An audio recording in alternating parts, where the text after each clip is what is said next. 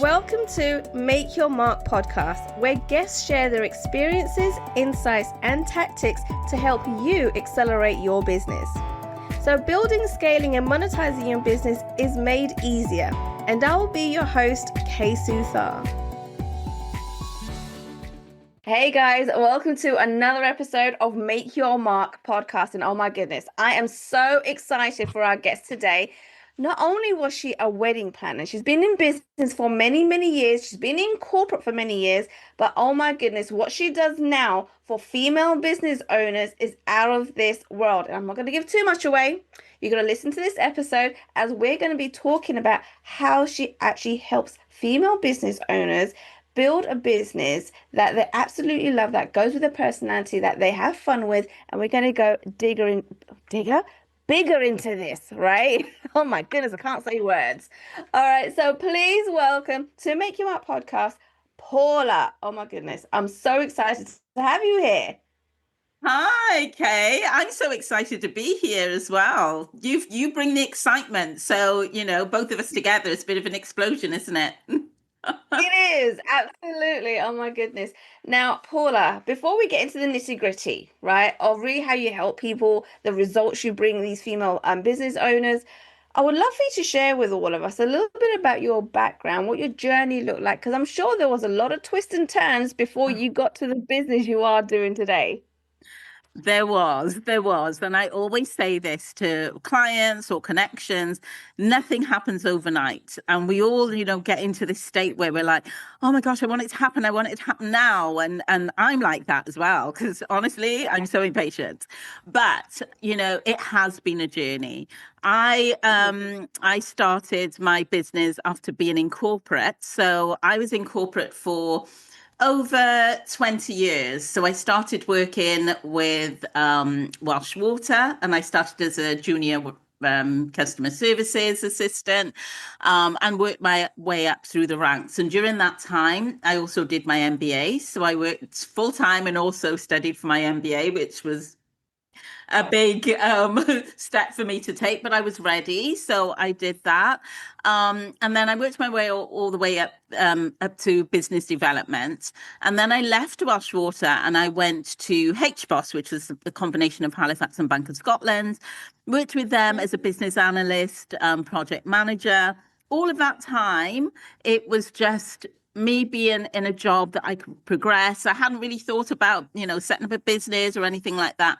And it wasn't until those sort of years being with HBOS, and probably about 4 years into it, that I realized, you know what, I need to do something that's more me. Because in my spare time, it's all about creativity. That's who I am. Creativity is my core. So I sang in a band. I was a lead singer in a band for 10 years. I was a solo artist for 4 years. I did amateur dramatics. I loved sort of creative writing. All of those things I was doing alongside working in corporate. And I thought, no, I need to do something that's me, not feeling constrained, because as a creative person, you have to follow all the rules in corporate. And so I went into events, started my own events business, which was obviously linked a lot to creativity, and then quickly moved into wedding planning, because a friend sort of pushed me into doing that, and I really didn't plan to do wedding planning at all. It's so stressful, but that was my thought, is how stressful it would be. But she just was adamant she needed somebody that she could trust. I did it, absolutely loved it. And the most part of my events business is as a wedding planner. Then I also did, honestly, this is a bit of a long story, but I'll try and make it short. I honestly then moved to, I was running events for small businesses to promote and sell, and I found really unique places for them to sell. And then I started doing training around that. How are they showing up? How can they be seen? How can we do creative things to sort of really promote yourself? And then on the back of that, then the mentoring started. Wow. Oh my goodness. It sounds like it's been quite a journey, right? And trying to kind of figure out what you like, what you don't like, trying different things. And do you know what? It is all about that. It's about seeing where the opportunities are, saying yes to them, because you can always say no if you don't really want Yeah. to continue doing that, right? Mm, But you can't figure out what it is that you like unless you try different things. And absolutely. that's what you did. So that's amazing. I love that. Now, I would love for you to share with people now, like a little bit about what you do now, because I've got loads of questions about all of this as well. And I really want to kind of go into the deep things that you do for your female clients here, right? So tell us a little bit about what it is that you do now. So right now, I'm concentrating mainly on my mentoring. So I'm a creative confidence and visibility mentor. I put Mhm. the word creative in there because I say to people, I see things that they don't see. And I don't mean ghosts. I mean, as in, you tell me information and I can find ways to be able to describe or pull all of that information together and put it back out in a more creative and dynamic way. So that's Oh, all linked to how I am as an individual. And what I do is I help other people understand what their genius is, what are their okay. personal things that are really great about them. Because what happens is that especially women. My main clients are midlife business women. That's my target audience. We forget our past and our background and our personalities and where we come from, what we did and achieved. And like where I shared my story with you, you heard all of that. There's so much behind me just saying I'm a creative, confidence and visibility mentor. So I help people reconnect with all of that and then express themselves in their business with all of those personality traits. Oh, wow. Okay. Oh my goodness. So, all right. Just from what you just said, I've got loads of questions from that alone, right? Go for it. If someone comes up to you and says, okay, do you know what? Like, I've got this business. I know it can do really, really well, but I don't know what's going on. There are some blocks that I have. I know that for sure. Like, where would you even start with that particular individual? Because there's so much that's involved. Yes, there is. There is. Um, Obviously, it's always important for me to understand what business they're in. So, Mm. what business are you doing? But the main crux of what I do when I start working with, say, I have programs that I work with people for 4 months, or we just like dip in and we have like a quick session and things like that.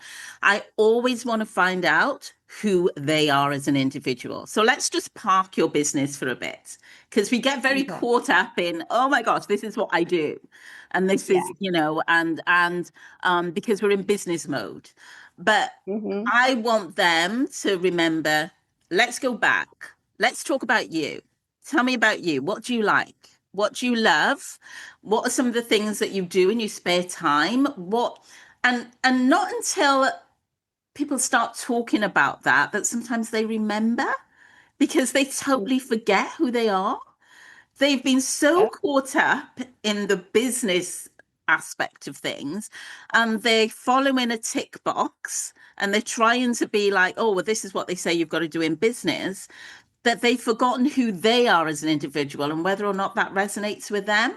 So I Right. want to collect all of that information. Tell me about you. Tell me about your likes, your dislikes, all of these things.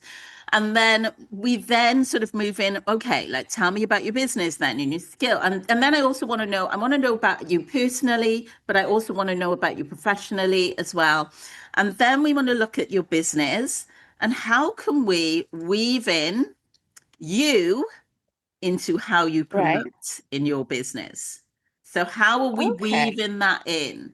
For instance, I was talking to somebody and she is a coach and we were talking about this sort of concept and she was saying, oh my gosh, well now you're saying this. And I'm thinking, she said, I love cooking. She said, I've always loved cooking, but I haven't really got myself, doing as much as I used to do. And we started talking about it, and she said, I could provide like cooking coaching sessions where people Oh, come along and we cook and we eat and then we sort of talk about what you ever want. That is unique to her.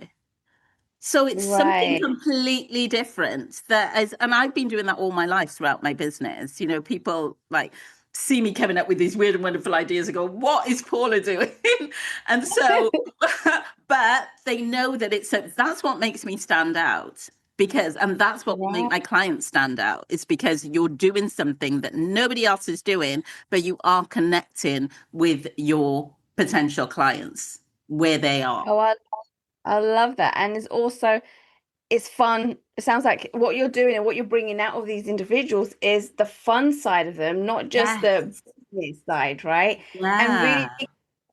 connecting that in order to build a business that's successful, that you love, you got to have fun with it too, right? You And have bringing that to. inner child. Yes. Yeah. It takes up so much of our time, doesn't it? When we're running business, when Yeah. we're in business, it's us, it's our life a lot of the time. So why aren't we incorporating our life in that and our personalities in that? That's what draws people to you. Absolutely. No, I do love that. Now, okay, so how did you even come about this concept, right? That it's about having fun, not just business. How did you not get lost into all of the business side of things? I did. I Oh, did. I think when I started my business, I fell into that trap. And I think that's why I can understand how people feel. I fell into it. I started my business and I thought, right, at that time, all the networking meetings were very suited and booted, very corporate style. And I thought, all right, I have to show up like this in a suit and I've got to do this and I've got to do that. And until I realized that I didn't feel comfortable.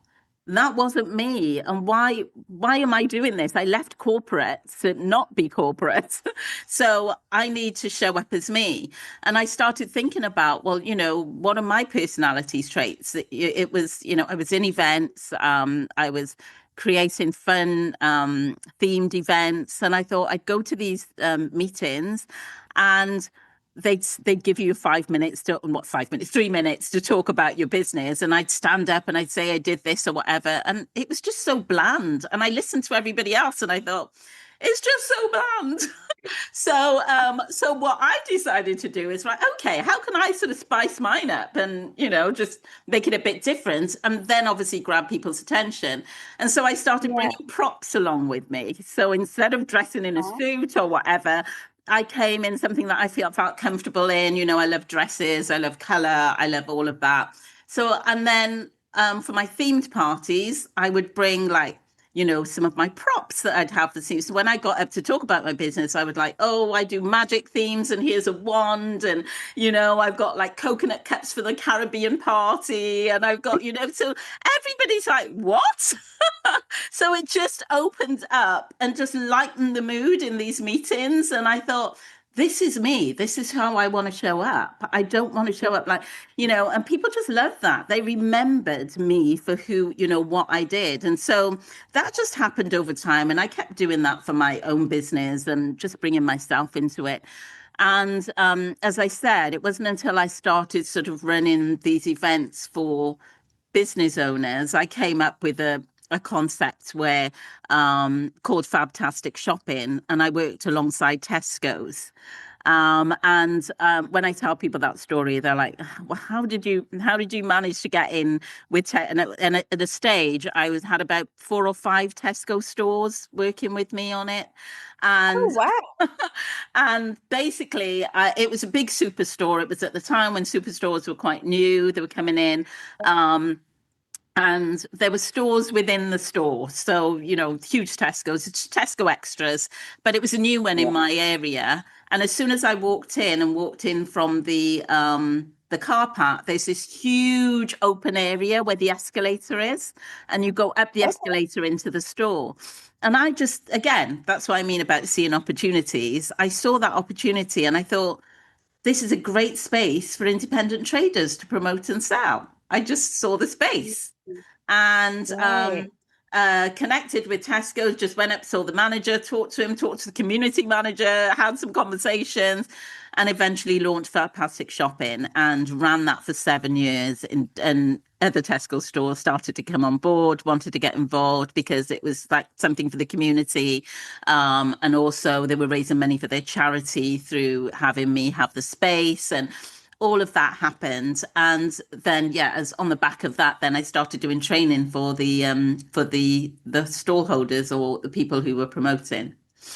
Oh wow. Oh my goodness. So that alone is a whole different journey altogether, It right? But was. It really was. I look back and think, how did I actually do all of that? I was running, I was doing weddings, I was doing events, I was running these events. Oh my God. No wonder I'm sleeping now.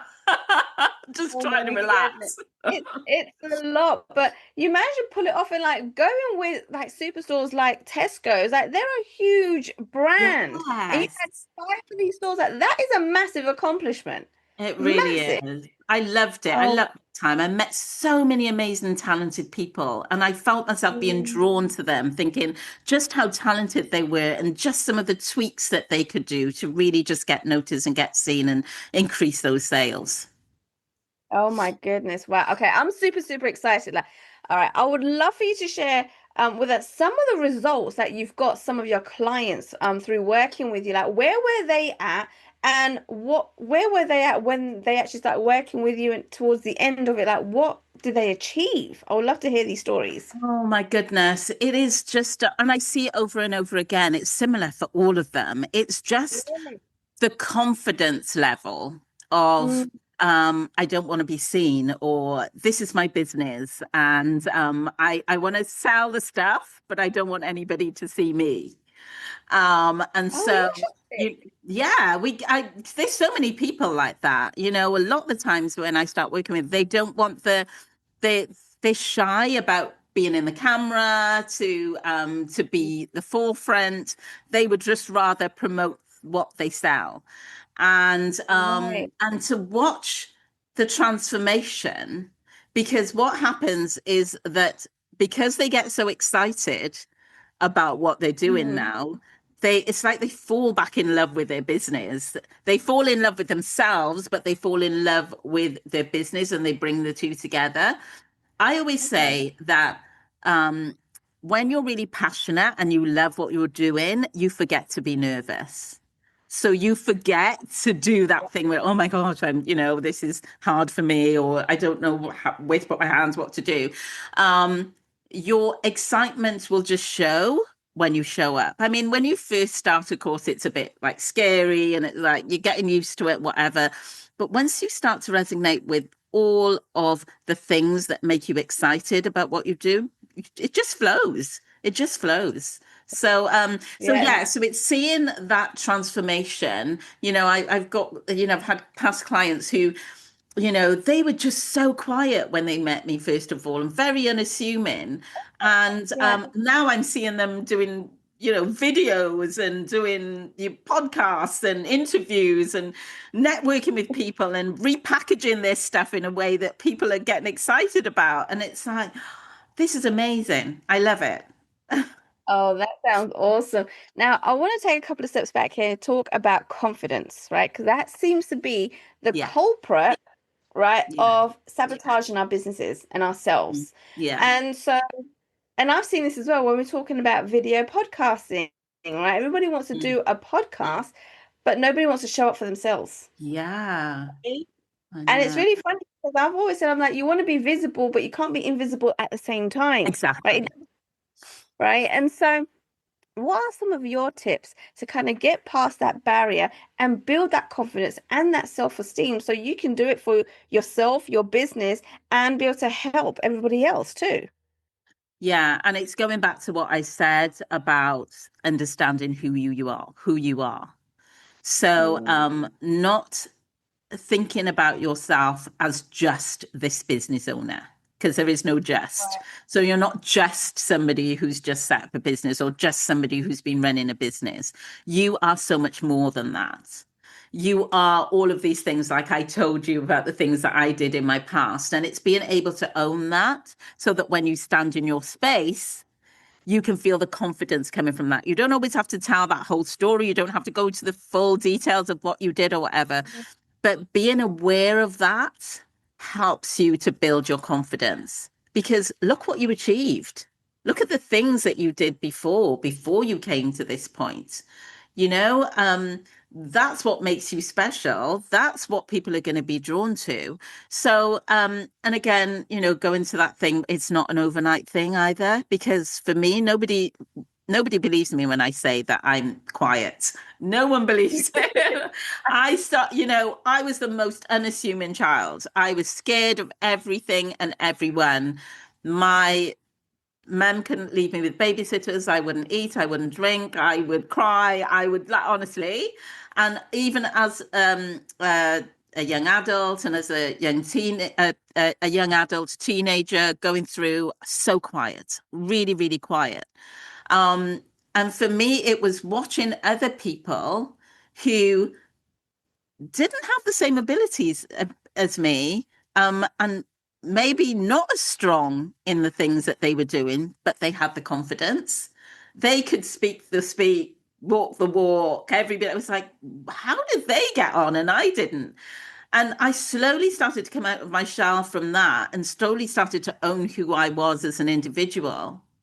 But it is a journey. It is something that you need to start to embrace you and your personality, like who you are. I mean, little things like, stop that negative talk, like, oh, I hate the way I look on camera. I hate the way honestly, we've all got that thing about, we don't like certain things about ourselves, but there are ways to find the place that you feel happy about how you look. Yeah, absolutely. Oh my goodness. Yeah, I hear that all the time myself, right? And also there was something else that you mentioned. You mentioned like, going back to who you were, what you did. I think, and I know this for me as well, for a long time, I never spoke about me being an MMA fighter, me being a police officer, me being an author, me, because I was like, that's the past. That's not what I'm doing now. So why would I want to talk about that? Right? And I think a lot of us get into our heads and like, oh, we're not allowed to talk about our past because that's not who we are now. But if we didn't go through all of those things, we wouldn't have become who we are now. Exactly. This is what I tried to get across. This is what I mean. You saying all those sound bites, it's like, oh my goodness, that makes you even more credible. You're not just somebody who turned up off the, streets and said, oh, well, I'm doing podcasts. You're somebody that has a journey and something that inspires. And yeah, it's so important to acknowledge that. Oh my goodness, right. And I guess it brings so much more content to the surface as well, because I feel like another thing is, all right, I need to be visible and I need to be putting myself out there. What do I talk about? Right? I think that's another obstacle because I hear that with podcasting. I want a podcast, but what do I talk about in my episodes? Yeah. Right? And it's Yeah. like, well, there's a ton of stuff that you have done in the past and skills that you've learned, things you've picked up that have worked, that haven't worked. Talk about all of those things. And all of a Mm. sudden, you've got content that's endless now. Yes, yeah, absolutely. Absolutely. Yeah. There's so much that we can talk about in our lives. And we park it, we put it to the side and, sort Yeah. of just live a really tiny fraction of our life. Now, we're going to be coming to the end of this and want to wrap it up, but I That's know there's still great. so much more that you can be teaching and so much value you can be giving to people. Before we wrap up, is there any last words that you have to share with our audience today? Oh, I just want to say that there's so much more to you than now. And Mm, it's and also to take time to reflect and to step back and to listen to your inner voice. That's another thing that I feel is very, very important. It's easy to get caught up in the noise around you and what you should and shouldn't do. But yeah. if you listen and you take that time, you will know what feels right for you. And it Mm, doesn't have to be what everybody else is doing. It feels right for you. And because it feels right. right for you, that's why it will be a success. So yeah, definitely just spend some time um in the quiet time. That's when you're going to learn so much more. about yourself and how you can show up. And this thing about, a lot of people say, well, I'm not creative, so I can't really think about how I can match that with my business and all. That's what I do. So if you want to, find out how I can help you do that, then I can help you with that. Oh my goodness, I love that. So I know at this point people are like, okay, so how do I connect with you, Paula? Like, where do we go? Right. Well, I'm very active on Facebook. I've got a professional profile on Facebook. So just find me, Paula Burns. You will find me quite easily. I'm on Instagram, Paula Burns Mentoring on Instagram. I have got like other handles on Instagram. I've got a weddings one, but the Instagram one for mentoring is separate. I'm also on LinkedIn as well, but I'm most active on Facebook. Right now, I do have a special offer. It's a £99 offer, and it's for the month of August. I want to help as many midlife women as I can to really embrace who they are and also fall back in love with their business. So I've actually sort of entitled it, fall back in love with your business. And you get to spend a one-to-one hour with me talking through where you are and coming up with different ideas and some next steps that you can do to get you moving when we hit the autumn. So yeah, £99 is going to be well worth spending for what you'll get from the session. Oh, I love that. Oh my goodness, guys, go and connect with Paula. Go and stalk her on social media, right? Yeah. Go and check out her channel, see what she's all about.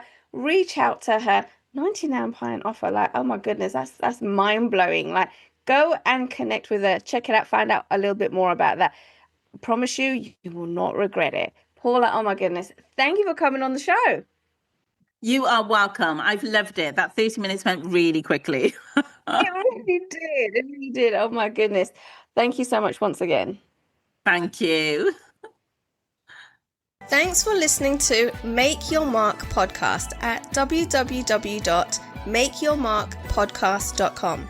Make sure you hit that subscribe button so you get this and every other episode that comes out. We have lots of great stuff coming, so make sure you hit subscribe so you don't miss it. And thank you in advance for all the reviews and comments. I appreciate it so much, and I look forward to serving you in next week's episode.